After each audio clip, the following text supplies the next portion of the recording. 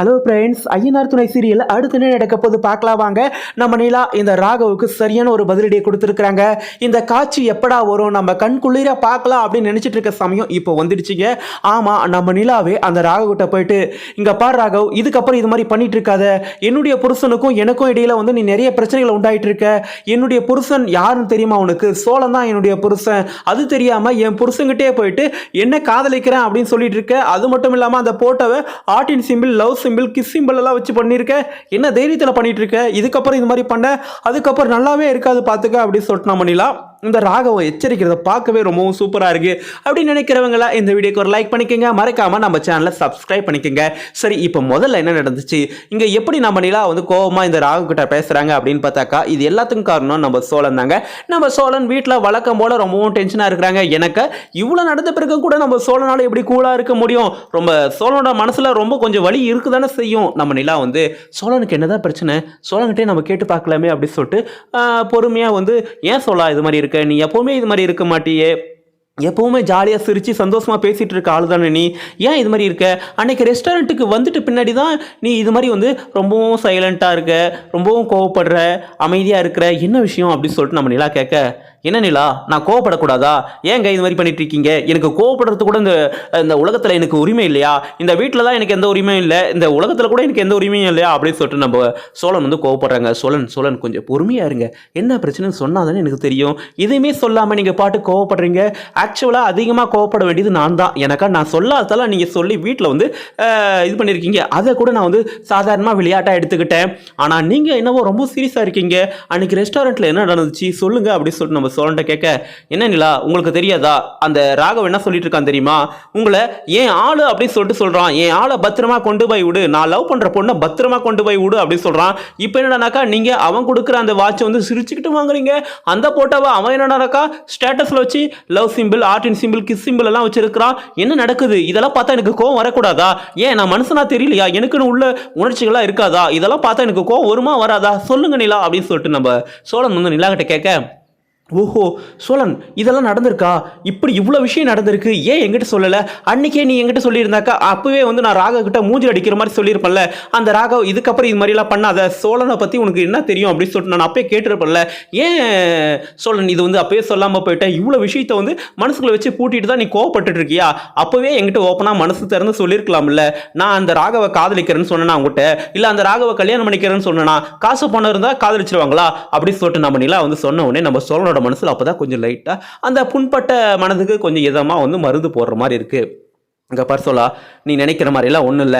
அந்த ராகவுக்கும் எனக்கும் இடையில எந்த விதமான விஷயமும் இல்லை. சொல்லப்போனால் அந்த வாட்சை கூட நான் வாங்க மாட்டேன் அப்படின்னு தான் சொன்னேன். ஆனால் கூட வேலை செய்கிறவங்க தான், இல்லை நல்லா பர்ஃபார்ம் பண்ணதுக்கு தானே அவர் கிஃப்டாக கொடுக்குறாரு, அதை வாங்கிக்கோ அப்படின்னாங்க. நான் கூட அந்த வாட்சை வந்து வேண்டாம் வெறுப்ப தான் வாங்கினேன். ஆனால் இந்த ராகவ் இருக்கான்ல, என்ன நிலா சிரிச்சுட்டே வாங்கினீங்களா, சிரிச்சுட்டே வாங்கினீங்களான்னு சொல்லிட்டு அவன் தான் என்னை சிரிக்க வச்சு ரொம்ப கம்பல் பண்ணதுனால நான் வந்து சிரித்தேன். இல்லைனாக்கா அவன் ஏதாவது அறுப்பு போட்டுனே இருப்பான்றதுக்காக தான் நான் அது மாதிரி பண்ணேன். ஆனால் அவன் இந்த மாதிரியெல்லாம் பண்ணுவான். அவன் வந்து உங்ககிட்ட வந்து நான் லவ் பண்ற பொண்ணுன்னு சொல்லுவான்னெல்லாம் நான் எதிர்பார்க்கவே இல்லை. இந்த விஷயத்தெல்லாம் வந்து நீ முன்கூட்டியே என்கிட்ட சொல்லியிருக்கலாம்ல. இங்க பார், நீ கொடுத்த வாட்சை தான் நான் முதல்ல வந்து கட்டினேன். அந்த வாட்சை வந்து போட்டோ எடுத்து நான் உனக்கு அனுப்பலான்னு சொல்லிட்டு ஆல்ரெடி எடுத்து வச்சிருக்கேன். இங்க பார் என்னுடைய மொபைலில். ஆனால் இந்த போட்டோவை உனக்கு அனுப்புனாக்கா நீ ஓவரா சீன் போடுவேன். நான் சாதாரணமாக ஆக்ட் பண்ணதுக்கே நான் உன்னை காதலிக்கிறேன், உன்னை விட்டு போக மாட்டேன் அப்படி இப்படின்னு வந்து வீட்டில் இருக்க எல்லாருக்கிட்டே ஊர் ஃபுல்லாக இருக்கும் டமார் அடிச்சுட்டு இருக்கேன். இப்போ இந்த போட்டோ வேற பார்த்துட்டா அப்படியே வந்து உலகத்தையே தலைக்கெல்லாம் மாற்றிடுவேன்றதுக்காக தான் அந்த போட்டோ அனுப்பலை. சொல்லப்போனால் அந்த ராகவ் கொடுத்த வாட்சை கூட நான் கட்டலை, ஆனால் நீ கொடுத்த அந்த வாட்சை தான் நான் கட்டியிருக்கேன். இங்கே பார் அப்படின்னு சொல்லிட்டு நம்ம எல்லாம் அந்த வாட்சை காட்டுறாங்க. நம்ம சோழன், இங்கே பார், இதுக்கப்புறம் நீ வந்து கவலைப்படாத, நான் இப்போவே அந்த ராகவோட அந்த எண்ணத்துக்கு ஒரு முடிவு கட்டிட்டு வரேன் அப்படின்னு சொல்லிட்டு நம்ம எல்லாம் என்ன பண்ணுறாங்க, உடனே ஆஃபீஸுக்கு போகிறாங்க. ஆஃபீஸில் என்ன நடக்குது அப்படின்னு பார்த்தாக்கா, நம்ம ராகவ் வந்து அந்த போட்டோவை பார்த்து ரொம்ப சந்தோஷமா இருந்துட்டு இருக்காங்க. இந்த சந்தோஷம்லாம் இந்த நொடியோட போகணும் அப்படின்றதுக்காக நம்ம நிலா வந்து, என்ன ராகவ் என்ன பண்ணிட்டு இருக்கீங்க, ஏன் இது மாதிரி எல்லாம் பண்ணீங்க, என்னுடைய புருஷன்கிட்டே வந்து என்ன காதலிக்கிறேன்னு சொல்லியிருக்கீங்க, என்ன வேலை இதெல்லாம், எதுக்கு அந்த போட்டோ வந்து ஸ்டேட்டஸில் வச்சுருக்கீங்க அப்படின்னு சொல்லிட்டு நம்ம நிலா வச்சு வெளுத்து கட்டுறாங்க. முதல்ல வந்து அந்த ராகவ் கிட்ட முதல்ல நம்ம நிலா வந்து என்ன பண்ணுறாங்க, ராகவ் எதுக்காக இது மாதிரி பண்ணீங்க, எதுக்காக சோழங்கிட்ட நான் லவ் பண்ணுற பொண்ணுன்னு சொன்னீங்க, எதுக்காக அந்த போட்டோவில் வந்து ஆர்ட் அண்ட் சிம்பிள், கிஸ் சிம்பிள்லாம் வச்சுருக்கீங்க, இதெல்லாம் பார்த்து சோழன் வந்து ரொம்பவே கோவப்படுறாங்க. எதுக்காக இது மாதிரி பண்ணிட்டு இருக்கீங்க அப்படின்னு சொல்லி கேட்குறாங்க. என்ன நிலா, எதுக்கு சோழன் சம்மந்தமே இல்லாமல் கோவப்படணும் அப்படின்னு கேட்குறாங்க. சோழன் கோவப்பட தான் செய்வாங்க. ஏன்னா சோழன் என்னுடைய ஹஸ்பண்டுங்க, அதனால கண்டிப்பாக கோவப்பட தான் செய்வான். இந்த மாதிரியெல்லாம் வந்து ஒரு ஹஸ்பண்ட் கிட்ட சொன்னாக்கா எந்த ஹஸ்பண்ட் தான் கோவப்படாமல் இருப்பாங்க? கண்டிப்பாக எங்கள் 2 பேருக்கு இடையில் ஒரு மிஸ் அண்டர்ஸ்டாண்டிங் உருவானதுக்கு காரணமே நீங்கள் தான். ஏங்க இது மாதிரி பண்ணிட்டு இருக்கீங்க? சோழன் என் மேலே எவ்வளோ பெரிய வருத்தத்தில் இருக்கான்னு தெரியுமா அப்படின்னு சொல்லிட்டு நம்ம நிலா சோழனை விட்டு கொடுக்காம பேசினது நம்ம எல்லாருக்கும் ரொம்ப சந்தோஷமா இருக்கு. இதை நம்ம சோழன் மட்டும் பார்த்துருந்தா அப்பா நம்ம ஆள் நம்மளை பற்றி பேசிட்டா அப்படின்னு சொல்லிட்டு துள்ளி குதிச்சிட்டு இருப்பாங்க. ஆனால் இந்த ராகவுக்கு என்னது சோழன் உன்னுடைய புருஷனா? சும்மா காமெடியெல்லாம் பண்ணாத நிலா அப்படி சொல்லிட்டு இருக்காங்க. யார் காமெடி பண்ணுறா? எனக்கும் சோழனுக்கும் கல்யாணம் ஆயிடுச்சு. நான் இப்போ சோழனோட வீட்டில் அவரோட மனைவியை தான் வாழ்ந்துட்டு இருக்கேன். இப்போ என்ன, எங்கள் 2 பேருக்குள்ள கல்யாணம் ஆயிடுச்சு. அதை நான் எப்படி நிரூபிக்கணும்? உங்களுக்கு என்ன, நான் தான் சொல்லிட்டேன்ல சோழன் தான் என்னுடைய ஹஸ்பண்ட் அப்படின்னு சொல்லிட்டு.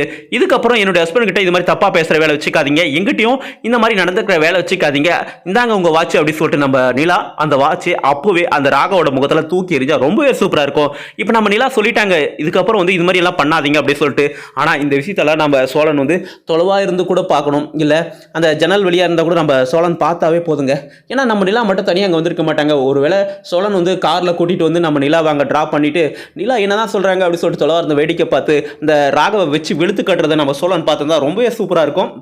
அதை பார்க்கவே கண்குள்ள காட்சியாக இருக்குது. இன்னொரு பக்கம் நம்ம பாண்டி பெங்களூரில் போய் செமையாக மாட்டிகிட்டு இருக்காங்க. பாவங்க பாண்டி இந்த வானதியோட பாசத்தில் அவங்க வந்து என்ன பண்ணுறதுனே தெரியல. முதல்ல கிளம்பும் போதே சொன்னான் பாண்டி, இதுக்கப்புறம் வந்து இங்கே பாரு வானதி, இதுக்கப்புறம் வந்து லேட் ஆகிடுச்சு அது இதுன்னு சொல்லாத. எனக்கா நான் போகிற இடத்துல கொஞ்சம் வேலை முன்ன பின்ன இருக்கும், ஒரு இடத்துல ஸ்பேர் பார்ட்ஸ் கிடைக்கும், கிடைக்காம போகலாம். லேட் ஆகிடுச்சுன்னா உங்கள் வீட்டில் திட்டுவாங்க, வேண்டாம் அப்படின்னு சொன்னாங்க. ஆனால் நம்ம வானதி தான் இல்லை நான் வரேன் பாண்டி அப்படின்னு சொல்லி கிளம்பி வந்தாங்க. ஆனால் இப்போது டைம் 5:30 மணி ஆனோடனே அவங்க என்ன பாண்டி 5:30 மணி ஆயிடுச்சு இன்னமும் பெங்களூரில் இருக்க, சீக்கிரம் போக மாட்டியா அப்படின்னு சொல்லிட்டு வானதி சொல்ல, இதுக்கு தான் நான் சொன்னேன் நீ அங்கே இருன்னு. இப்போ கேட்குறியா? இப்போ எனக்கு எவ்வளோ கஷ்டம் தெரியுமா? உன்னை வேலையோடு சீக்கிரமாக கொண்டு போய் விடணுன்ற ஒரு கஷ்டமும் இருக்குது. ஸ்பேர் பார்ட்ஸ் கிடைக்கல, அவங்க 7 மணிக்கு தான் வரேன்னு சொல்லியிருக்கிறாங்க. இதுக்காக மறுபடியும் நான் வந்து 4,000 செலவு பண்ணி பெட்ரோல் போட்டுன்னு வர முடியுமா? ஏன் நீ வானதி இது மாதிரி பண்ணிகிட்டு இருக்க? என்னை ரொம்பவும் டார்ச்சர் பண்ணிகிட்டு இருக்க, என் மேலே பாசம் வைக்கிறேன் அப்படின்னு சொல்லிட்டு என்னை ரொம்பவும் மோசம் பண்ணிகிட்டு இருக்க நீ அப்படின்னு சொல்லிட்டு நம்ம பாண்டி வானதி திட்டிகிட்டு இருக்காங்க. சரிங்க, இப்போ வானதி பாண்டி சீக்கிரமாக வந்துடுவாங்களா? இப்போது நம்ம நிலா வந்து சோழனை விட்டு கொடுக்காம பேசியிருக்கிறாங்க. நம்ம நிலா இதே வீட்டில் இருப்பாங்களா? இதே வீட்டில் சோழனோடு சேர்ந்து வாழ்வாங்களா அப்படின்றதெல்லாம் ஒரு கேள்விக்குறியாக இருக்குது. நம்ம நிலா இந்த வீட்டிலே வாழ்ந்தால் ரொம்பவும் சூப்பராக இருக்கும். சோழனை ஈஸியாக திருத்திடலாம். சோழன் ஒன்றும் கெட்டவன் இல்லை, அவன் நல்லவன் தான். சின்ன போய் சொல்வான், அவனை வந்து நம்ம நிலா ஈஸியாக ஹேண்டில் பண்ணி அவனை ஈஸியாக திருத்தத்துக்கான வாய்ப்புகள் நிறையவே இருக்குது. அதனால் சீக்கிரமாக நம்ம நிலா சோழனை திருத்தணும். ஆனால் எல்லாருமா சேர்ந்து கூட்டு குடும்பமாக வாழணுன்றது தான் நம்ம ஷேர்னோட ஆசையாக இருக்குது. சரிங்க, இதை பற்றி நீங்கள் என்ன நினைக்கிறீங்கன்னு சொல்லிட்டு உங்களுக்கு எதுவும் கருத்தில் தான் கமெண்ட் பண்ணுங்கள். அதுக்கு முன்னாடி நம்ம சேனலுக்கு இப்போ தான் முதல் முறையாக வரீங்கன்னா சப்ஸ்கிரைப் பண்ணிக்கோங்க. தேங்க்ஸ் ஃபார் வாட்சிங். நன்றி, மீண்டும் நாளை சந்திப்போம்.